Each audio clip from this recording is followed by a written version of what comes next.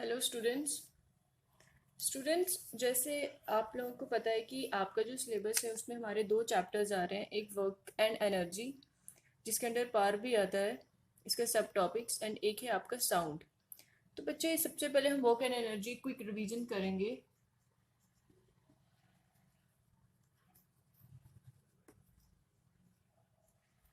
ठीक है, सबसे पहले हम क्या देखेंगे वर्क एंड एनर्जी के बारे में। बच्चे इसमें क्या करेंगे, हमने क्विक रिवीजन करनी है। सबसे पहले आपको पता है कि वर्क क्या होता है। ठीक है, कोई भी आप काम कर रहे हो उसको क्या कहते हैं, वर्क। वर्क कब डन होता है, जब आप क्या करती है कि जब फॉर एग्जांपल कि ये एक कोई ऑब्जेक्ट है। ठीक है, ये क्या है आपका ए ऑब्जेक्ट है। आपने क्या किया, इस पे कोई फोर्स लगाई। ठीक है, ये ए ऑब्जेक्ट है, आपने इस पे कोई फोर्स लगाई। एंड जब आप इस पे फोर्स लगाते हो और ये क्या करती है, मोशन प्रोड्यूस करती है, मतलब ये यहाँ से मूव होके यहाँ पे आ जाती है ये ऑब्जेक्ट। इसको क्या बोलते हैं, आप बोलोगे वर्क इज डन। क्या बोलोगे, work is done. Work done कब हुआ, जब आपने किसी ऑब्जेक्ट पे फोर्स लगाई। And that is work is done when a force produces motion. जब आप किसी ऑब्जेक्ट पे फोर्स लगा रहे हो और उसमें मोशन प्रोड्यूस हो रही है तो उसको आप क्या बोलोगे, वर्क। ठीक है, फिर आपको पता है कि जो वर्क डन होता है बच्चे, वो डिपेंड करता है एक मैग्नीट्यूड ऑफ फोर्स पे एंड डिस्टेंस के ऊपर। ठीक है, तो इसका फॉर्मूला था आपका F into distance, that is force into distance. ठीक है, ये था। और इसका आपको पता है कि एसआई यूनिट क्या था आपका, जूल। ठीक है, इसका एसआई यूनिट क्या था आपका, जूल। आप ये भी बोल सकते हो कि work is equal to force into displacement. ठीक है, यूनिट ऑफ वर्क भी आपको पता है 1 जूल है। एंड आपको पता है कि जो 1 जूल है वो इक्वल होता है आपका 1 न्यूटन मीटर के इक्वल, क्योंकि फोर्स का unit is newton and distance का यूनिट इज मीटर। तो ये क्या बन जाएगा आपका sorry, 1 joule is equal to 1 newton metre. ठीक है, फिर उसके बाद आपने देखा था कि वर्क डन अगेंस्ट ग्रेविटी, कि जब आप लोग वर्क डन करते हो ग्रेविटी के अगेंस्ट में, तब उसका फॉर्मूला क्या होता है कि फॉर एग्जांपल जैसे ये स्टेज है। ठीक है, कोई एक पर्सन है, वो क्या कर रहा है, स्टेज पे चढ़ रहा है, मतलब कि यहाँ पे नीचे क्या है, अर्थ है, ग्रेविटी है। ये ग्रेविटी के क्या जा रहा है, अगेंस्ट जा रहा है। तो जब ग्रेविटी के अगेंस्ट जब भी कोई जाएगा तो अमाउंट ऑफ वर्क डन होगा वो किसके इक्वल होगा, वो इक्वल होगा आपका m into g into h, that is weight of the body and vertical distance through which the body is lifted. वो क्या होगा, w is equal to m into g into h. ठीक है, ये कब होगा, जब आपका वर्क डन होगा against the gravity, against the gravity. ठीक है, फिर उसके बाद नेक्स्ट है आपका work done by a force acting obliquely, कि जब आपकी फोर्स जो है एक पर्टिकुलर एंगल के साथ, डायरेक्शन ऑफ मोशन के साथ क्या करेगी, एंगल बनाएगी। तो उसमें क्या आपका फॉर्मूला होगा, उसमें आपका फॉर्मूला रहेगा W is equal to F cos theta into s. ठीक है, एफ क्या है आपका, एफ है आपकी फोर्स एंड थीटा क्या है आपका, theta is the angle between the direction of force and the direction of motion. For example ये एक इनिशियल बॉडी है। ठीक है, एक बॉडी है, इनिशियली यहाँ पे है। ठीक है, और उसके वो फोर्स कहाँ पे लग रही है, इस डायरेक्शन में, ये डायरेक्शन ऑफ ये क्या, ये बच्चे आपका थीटा है। थीटा क्या है आपका, कि theta is the angle between direction of force, कि इस डायरेक्शन में आपकी क्या लग रही है, फोर्स लग रही है। एंड डायरेक्ट किसके बीच में एंगल है, direction of force and direction of motion के बीच में, कि मोशन इस डायरेक्शन में हो रहा है, वो मूव करके कहाँ पे जा रही है, यहाँ पे फाइनल पोजीशन पहुंच रही है। ये इसकी इनिशियल पोजीशन है और ये क्या है, इसकी फाइनल पोजीशन। ठीक है, तो इनिशियल पोजीशन से फाइनल पोजीशन पे पहुंचेगा कब, जब इसका एंगल थीटा क्या है, एंगल क्या है, थीटा। और थीटा एंगल क्या है, थीटा जो है वो एक एंगल है आपका किस किस के बीच में, direction of force and direction of motion के बीच में। ठीक है, फिर उसके बाद एक नेक्स्ट आपका आता है कि work done when the force act at right angle to the force act at right angle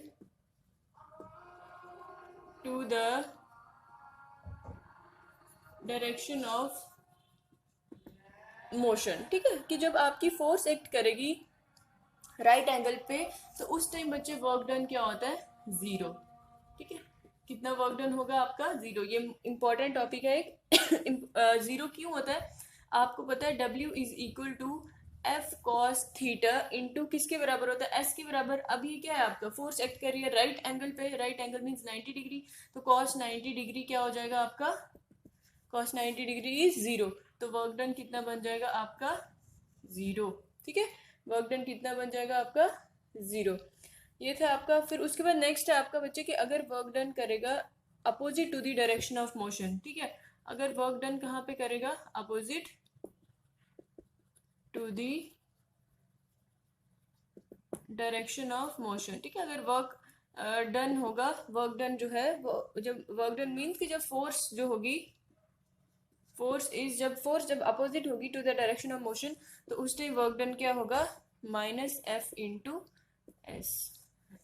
sorry, ठीक है, माइनस एफ इंटू एस की फोर्स अपोजिट डायरेक्शन में लग रही है। यहाँ तक क्लियर है।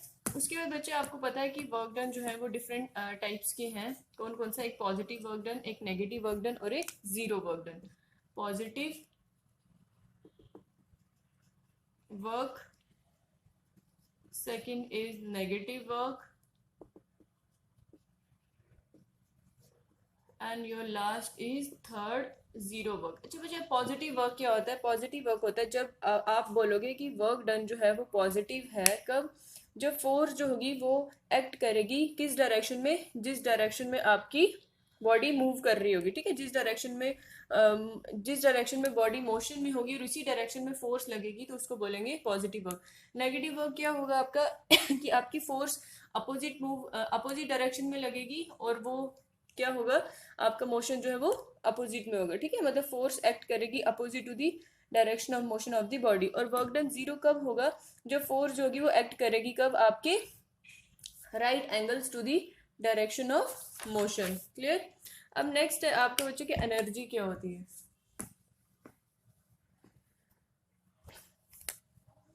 नेक्स्ट क्या है आपका एनर्जी। एनर्जी क्या होती है, एनर्जी की एक प्रॉपर डेफिनेशन है, एबिलिटी टू डू वर्क। क्या है, आपके अंदर कितनी क्षमता है किसी काम को करने की, उसको क्या बोलते हैं, एनर्जी। ठीक है, फॉर एग्जांपल हमने वर्क में क्या देखा था, ये एक बॉडी है, इस पे जो फोर्स लगेगी और जब फोर्स लगे उसमें मोशन प्रोड्यूस होगा, मोशन में आएगी वो बॉडी, तब हम बोलेंगे कि वर्क इज डन। बट अब यहाँ पे हम क्या बोल रहे हैं कि फोर्स कब लगेगी, फोर्स तभी लगेगी जब आपके अंदर एनर्जी होगी। तो मतलब ये सभी क्या है, इंटर रिलेट है। सॉरी। तो बच्चे, जितनी अमाउंट ऑफ एनर्जी एक बॉडी में होती है वो किसके, the amount of energy possess by body is equal to the amount of work it can do when its energy is release. ठीक है, मतलब आपकी बॉडी में जितनी भी एनर्जी होती है वो किसके इक्वल होती है, उसमें क्या होता है कि जितना आपका वर्क डन हुआ होता है उतनी ही आपकी क्या होती है, एनर्जी भी रिलीज होती है। ठीक है, मतलब ये दोनों के एक दूसरे के प्रोपोर्शन है, जितना एनर्जी रिलीज होगी उतना ही आपका क्या होगा, वर्क डन होगा। ठीक है, उसके बाद एनर्जी जो होती है वो क्या होती है, आपकी स्केलर क्वांटिटी। ठीक है, एनर्जी क्या है आपकी, एक स्केलर क्वांटिटी। और यूनिट ऑफ एनर्जी क्या है, unit of energy is joule. ठीक है, यूनिट ऑफ एनर्जी क्या है, जूल। और आपको पता है कि 1 किलो जूल जो है वो किसके इक्वल होता है, 1000 जूल। एंड जो आपकी कॉमर्शियल यूनिट होता है, ठीक है, जो आपका कॉमर्शियल यूनिट होता है एनर्जी का, वो क्या होता है आपका 1 किलो जूल, 1 किलो जूल और किलो जूल आर। ठीक है, ये होता है आपका कॉमर्शियल यूनिट ऑफ एनर्जी। अब आपको पता है कि डिफरेंट डिफरेंट फॉर्म्स की क्या होती है बच्चे, आपकी एनर्जी होती है। कौन कौन सी होती है, काइनेटिक एनर्जी, पोटेंशियल एनर्जी, फिर उसके बाद heat energy, chemical energy, mechanical energy, light energy, electrical energy. ये सब क्या होती है, आपकी एनर्जी की फॉर्म्स होती हैं। बट हमारे सिलेबस में क्या है, एक है आपकी काइनेटिक एनर्जी और सेकंड है आपकी पोटेंशियल एनर्जी। ठीक है, सेकंड क्या है आपकी पोटेंशियल एनर्जी। अब काइनेटिक एनर्जी क्या होती है, काइनेटिक एनर्जी होती है कि energy of a body due to its motion. किसकी वजह से होती है, ड्यू टू इट्स मोशन। ठीक है, जो मोशन की वजह से होती है उसको काइनेटिक एनर्जी कहते हैं। और ये होता है ड्यू टू इट्स पोजीशन। ठीक है, और जो पोजीशन की वजह से होती है उसको क्या बोलते हैं, पोटेंशियल एनर्जी। इनको आपने एक्सप्लेन करके अपनी बुक से स्टडी करना है। फिर उसके बाद जो फॉर्मूला रहता है काइनेटिक एनर्जी का, दैट इज 1/2 mv²। और यहाँ पे रहता है m into g into h. ठीक है, सॉरी। उसके बाद क्या होता है बच्चे आपका, कि उसके बाद नेक्स्ट आता है आपका पावर की बारी, है ना, कि पावर क्या होता है।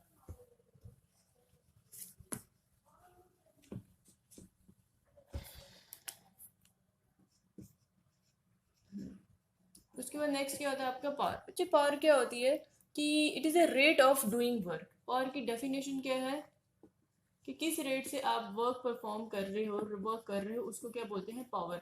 और जो पावर का एक्सप्रेशन है वो रहता है आपका power is equal to work done upon time. ठीक है, कि एक वर्क करने में, वर्क को करने में आपको कितना टाइम लग रहा है, उसको क्या बोलोगे आप, power. Power is equal to work done upon time. ठीक है, तो जब भी कोई वर्क डन होता है ना, जब कोई वर्क डन होगा तो उतने ही अमाउंट ऑफ एनर्जी क्या होती है आपकी, कंज्यूम्ड भी होती है। ठीक है, जितनी अमाउंट ऑफ एनर्जी आपकी कंज्यूम्ड होगी उतना क्या होता है आपका वर्क डन होता है। तो आप ये भी बोल सकते हो कि power is equal to energy consumed upon time taken. ठीक है, ये हो गया।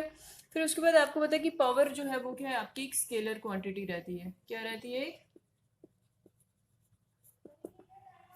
पावर क्या आपकी, स्केलर क्वांटिटी। अब नेक्स्ट देखते हैं हम कि पावर का यूनिट क्या होता है, यूनिट ऑफ पावर। ठीक है, अब जब पावर का यूनिट क्या होता है, आपको पता है कि energy consumed upon time taken या फिर work done upon time taken. तो एनर्जी कंज्यूम्ड या फिर जो वर्क डन है उसका यूनिट क्या होगा, उसका यूनिट होगा, एक तो पता है कि पावर का यूनिट है वॉट, तो वर्क डन या एनर्जी कंज्यूम्ड का यूनिट होता है जूल, अपॉन टाइम का यूनिट होता है सेकेंड। तो ये क्या बना है, 1 watt is equal to 1 joule upon second. ठीक है, तो किसी भी इलेक्ट्रिक अप्लायंस की जो पावर है वो हमें क्या बताती है कि वो कितनी इलेक्ट्रिकल एनर्जी जो है वो कंज्यूम करता है। ठीक है, जैसे हमें पता है कि बोलेंगे कि 60 वाट का बल्ब है, 60 वाट का बल्ब मीन्स कि वो क्या करता है, 60 जूल ऑफ एनर्जी पर सेकेंड में क्या करता है, कंज्यूम करता है। ठीक है, अब जो वॉट है वो तो रहेगा आपकी स्मॉलेस्ट यूनिट, स्मॉलर यूनिट। अब जो बिगर यूनिट होते हैं आपके पावर के वो कौन से होते हैं, बिगर यूनिट।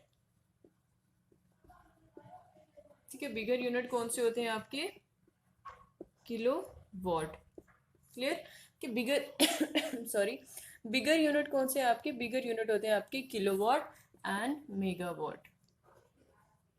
ठीक है, क्या होते हैं आपके, किलोवाट एंड मेगावाट। सो बच्चे आपको पता है कि 1 किलोवाट में कितने वाट होते हैं, 1000 वाट, एंड 1 मेगावाट में होते हैं 10⁻⁶ वाट। एंड जो आपका हार्स पावर रहता है, 1 horsepower is equal to 746 watt. ठीक है, 1 हार्स पावर किसकी इक्वल होता है, 746 वाट। उसके बाद आपको कमर्शियल यूनिट भी पता चल गया कि commercial unit of energy is 1 kilowatt our. And जो कमर्शियल यूनिट ऑफ एनर्जी है आपका वो कितने जूल्स के इक्वल रहता है, उसके भी एक रिलेशन रहता है कि आपको पता है कि 1 kilowatt hour is equal to 3.6 into 10⁻⁶ joules के बराबर है। अब जो किलोवाट है, किलोवाट है, एक ऐसा भी एक्सप्रेशन पूछ सकते हैं कि किलोवाट क्या है। किलोवाट जो है वो यूनिट है आपका, बिगर यूनिट है आपका पावर का। एंड जो किलोवाट आवर है it is a commercial unit of energy. Clear. फिर नेक्स्ट आता है आपका कि ट्रांसफॉर्मेशन ऑफ एनर्जी। नेक्स्ट क्या आता है आपका, नेक्स्ट आता है आपका transformation of energy. Transformation of energy means कि हम एनर्जी को क्या कर सकते हैं, कन्वर्ट कर सकते हैं वन फॉर्म से किसी दूसरी फॉर्म में, है ना, light to electrical, electrical to light, kinetic to potential, potential to kinetic. ठीक है, इसी तरह क्या होती है आपकी कन्वर्जेंस होती है किसकी, आपकी एनर्जी की। ठीक है, तो जैसे आपने देखा होगा कि एनर्जी ट्रांसफॉर्मेशन होती है किसमें, हाइड्रो इलेक्ट्रिक पावर प्लांट में। अब आप देखिए कि ट्रांसफॉर्मेशन ऑफ एनर्जी जब हाइड्रो इलेक्ट्रिक पावर प्लांट की बात करते हैं हम, तो उसमें ट्रांसफॉर्मेशन ऑफ एनर्जी कैसी होती है। फॉर एग्जांपल ये आपके एक डैम है ना, यहाँ पे वाटर है, एक रिजर्वायर बनाया हुआ है, यहाँ पे क्या हो रही है आपकी, ये एक डैम बनाई हुई है वाटर को, जहाँ पे ये रोक के रखा हुआ है। फिर यहाँ से एक होल की टाइप का होता है जहाँ पे क्या होता है कि वाटर जो होता है वो हाई प्रेशर के साथ फॉल कर रहा होता है, किसके ऊपर, आपकी टरबाइंस के ऊपर। ये ब्लेड्स होते हैं टरबाइंस के। ठीक है, जब क्या होता है आपका सॉरी, क्लियर। यहाँ ये क्या होता है, ये चीज़ होती है बच्चे आपका टरबाइन, ठीक है। कि यहाँ पे जब वाटर को डैम में वाटर को इन्होंने स्टोर करके रखा होता है ना, पर्टिकुलर हाइट पे, तो वो क्या होती है वहाँ पे उस टाइम होती है आपकी पोटेंशियल एनर्जी, ठीक है। पोटेंशियल एनर्जी, और यहाँ पे काइनेटिक एनर्जी क्या है, जीरो, क्योंकि वाटर जो उस टाइम मोशन में नहीं होता। जब ये डैम का इन्होंने ये क्या टाइप का गेट टाइप होता है, ये जब इसको ओपन करते हैं तो वाटर जो होता है वो क्या करता है, मूव करता है ना, मोशन में आता है। और हाइट से जब वो नीचे किस पे गिरता है, टरबाइन में, तो उसकी जो पोटेंशियल एनर्जी होती है मैक्सिमम जिस टाइम पे, वो जब मोशन करते करते नीचे आती है तो वो किस में कन्वर्ट हो जाती है, आपकी काइनेटिक एनर्जी में। और जैसे ये आपके टरबाइन मूव करते हैं तो ये आगे किसके साथ कनेक्टेड होते हैं, ये आगे कनेक्टेड होते हैं आपके शाफ्ट के साथ, ठीक है। यहाँ पे क्या लगी होती है, एक शाफ्ट लगी हो, ये इसको क्या बोलते हैं, शाफ्ट। और यहाँ पे होता है एक जनरेटर जो क्या करता है कि इलेक्ट्रिसिटी क्या करता है क्रिएट करता है। फिर यहाँ पे ये वायर्स की आगे इलेक्ट्रिक वायर्स कनेक्ट होती है किसके साथ, आपके जो यहाँ पे पोल्स लगे होते हैं ना, बिजली के, इलेक्ट्रिसिटी के। क्लियर। तो इसी तरह क्या होता है आपका कि हाइड्रो इलेक्ट्रिक पावर हाउस में पोटेंशियल एनर्जी जो होती है वाटर की, वो कन्वर्ट होती है किसमें, काइनेटिक एनर्जी में। और काइनेटिक एनर्जी फिर किसमें होती है, कैसे होती है, इसमें इसमें सबसे पहले पोटेंशियल एनर्जी कन्वर्ट होती है किसमें, काइनेटिक एनर्जी में। और फिर काइनेटिक एनर्जी किसमें कन्वर्ट होती है, आपकी इलेक्ट्रिकल एनर्जी में, ठीक है। किसमें कन्वर्ट होती है, इलेक्ट्रिकल एनर्जी में। इसी तरह जब अगर हम थर्मल पावर हाउस की बात करें तो उसमें क्या होता है कि थर्मल मीन्स की मतलब हीट के रिलेटेड है वो। तो उसमें क्या करते हैं हम कि फ्यूल्स को क्या करते हैं, बर्न आउट करते हैं, कोल्स को, वो पहले हीट में कन्वर्ट होती है, फिर वो हीट फर्दर कन्वर्ट होती है काइनेटिक एनर्जी में, एंड देन वो कन्वर्ट होती है किसमें, इलेक्ट्रिकल एनर्जी में, ठीक है। इसी तरह बच्चे आपके रहते हैं कुछ एनर्जी कन्वर्टर्स। आपको नाम से ही पता चल रहा होगा कि कन्वर्टर्स मीन जो क्या करते हैं, कन्वर्ट करते होंगे। तो यही है आपका कि एनर्जी कन्वर्टर्स क्या होते हैं आपके एनर्जी कन्वर्टर क्या होते हैं बच्चे आपके, कि आपने डे टू डे लाइफ में देखा होगा कि बहुत सारी चीज़ें जो है आपकी इसमें यूज़ होती है ना, कि जो आपको एनर्जी को कन्वर्ट करते हैं। फॉर एग्जांपल अगर हम बात करें अपनी मोटर की, इलेक्ट्रिक मोटर की, ठीक है। इलेक्ट्रिक मोटर का क्या काम है कि वो क्या करती है, आपकी इलेक्ट्रिक एनर्जी को किसमें कन्वर्ट करती है, आपकी मैकेनिकल एनर्जी में, है ना। मोटर का क्या काम होता है, इलेक्ट्रिकल एनर्जी को मैकेनिकल एनर्जी में क्या करना, कन्वर्ट करना। इसी तरह ये क्या होती है कि इन सब में क्या होता है, कन्वर्टर्स लगे होते हैं, है ना। इनमें क्या होता है, कन्वर्टर्स का यूज होता है सो दैट कि ये क्या कर सके, उनको कन्वर्ट आउट कर सके एक फॉर्म ऑफ एनर्जी को दूसरी फॉर्म में। अगर हम, ये तो मोटर की बात है, अगर हम जनरेटर की बात करें तो जनरेटर इसका अपोजिट करता है। जनरेटर जो मैकेनिकल एनर्जी को किस में कन्वर्ट करता है, आपकी इलेक्ट्रिकल एनर्जी में। इसी तरह अगर हम इलेक्ट्रिक आयन की बात करें, इलेक्ट्रिक आयन, है ना, जिसे आप प्रेस बोलते हो, प्रेस करते हो अपने कपड़ों को। अगर हम इलेक्ट्रिक आयन की बात करें तो वो क्या करता है, आपको पता है कि आपके कपड़ों को जब आप आयनिंग करते हो तो वो क्या हीट एनर्जी जनरेट होती है। मतलब हम उसको प्लग इन करते हैं पहले सॉकेट में प्लग इन करने का मतलब कि वहां से क्या आ रही है, इलेक्ट्रिकल एनर्जी आ रही है। फिर वो कन्वर्ट किस में कर रही है, उसके अंदर क्या लगे होते हैं, कन्वर्टर्स लगे होते हैं। तो वो क्या करती है, कन्वर्ट करते हैं इलेक्ट्रिकल एनर्जी को किस में, हीट एनर्जी में। फिर उसके बाद नेक्स्ट आता है आपका इलेक्ट्रिक बल्ब,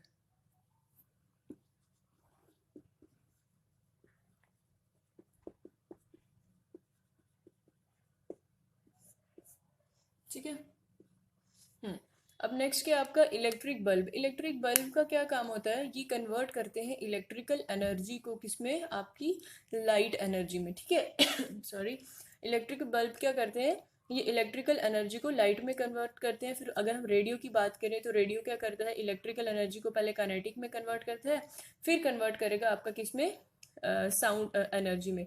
इसी तरह बहुत सारी चीज़ें, जैसे सेल की अगर हम बात करें तो उसमें क्या होता है, केमिकल एनर्जी होती है, वो कन्वर्ट होती है केमिकल में। इसी तरह अगर हम सोलर सेल की बात करें तो सोलर सेल में आपको पता है कि जैसे सन से लाइट पड़ती है तो वो कन्वर्ट होती है किसमें, इलेक्ट्रिकल एनर्जी में। इसी तरह क्या होता है, आपका एनर्जी कन्वर्टर जो है वो यूज होते हैं, ठीक है। फिर उसके बाद नेक्स्ट होता है आपका कि law of conservation of energy.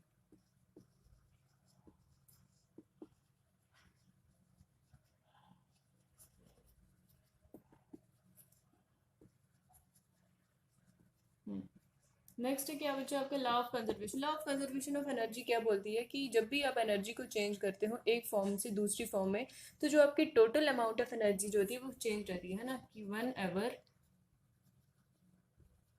Ever energy whenever energy changes from one form to another, the total amount of energy remains constant। ठीक है, क्या है कि law of conservation of energy क्या बोलता है कि जब भी आप एनर्जी को चेंज करते हो एक फॉर्म से दूसरी फॉर्म में, तो जो टोटल एनर्जी रहती है वो कांस्टेंट रहती है। ठीक है, मतलब एनर्जी जो है वो क्या होती है, डिस्ट्रॉय ना क्रिएट होती है ना डिस्ट्रॉय होती है। ठीक है, कन्वर्जन के टाइम में वो क्या रहती है कांस्टेंट रहती है, जो भी टोटल अमाउंट ऑफ एनर्जी। फिर हमने एक एग्जांपल देखी थी कि free fall of a body है ना, कि अगर हम एक बॉल को हाइट से फॉल करवाते हैं तो हमने देखा था कि पहले उसकी पोटेंशियल एनर्जी मैक्सिमम होती है और काइनेटिक एनर्जी जीरो होती है। तो उस टाइम दोनों का सम करते थे तो वो जितना भी आता था वो हमने लिखा था। फिर जैसे जैसे हम आहिस्ता आहिस्ता बॉल को फॉल करते थे तो उसकी पोटेंशियल एनर्जी जो है वो कम होती जाती थी और जो उसकी काइनेटिक एनर्जी है वो क्या होती जाती थी, इंक्रीज होती जाती थी। बट जो टोटल रहता था, जितनी यहाँ कम होती थी उतनी यहाँ ज़्यादा होती थी, जितनी यहाँ कम होती थी उतनी यहाँ ज़्यादा होती थी। तो यहाँ पे जो टोटल रहता था अमाउंट ऑफ एनर्जी वो क्या रहती थी, आपकी कांस्टेंट रहती थी। ठीक है, इसी तरह अगर हम इसकी हमने एक और एग्जांपल ली थी किसमें, conservation of energy in simple pendulum है ना। सिंपल पेंडुलम की भी जब हमने बात की थी तो उसमें भी हमने यही चीज़ देखी थी कि आपकी जो कंजर्वेशन ऑफ एनर्जी जो है वो क्या रहती है, कि उसमें भी एनर्जी क्या रहती है, सेम रहती है। क्लियर बच्चे, ये था आपका सारा वर्क एंड एनर्जी के रिलेटेड जितने भी टॉपिक्स हैं उनका मैंने एक आपको क्विक रिवीजन दे दिया कि उनमें क्या क्या है। अब आपने उनको डीपली स्टडी करना है अपने बुक से। सो चलते हैं, देखते हैं अब नेक्स्ट अपना टॉपिक।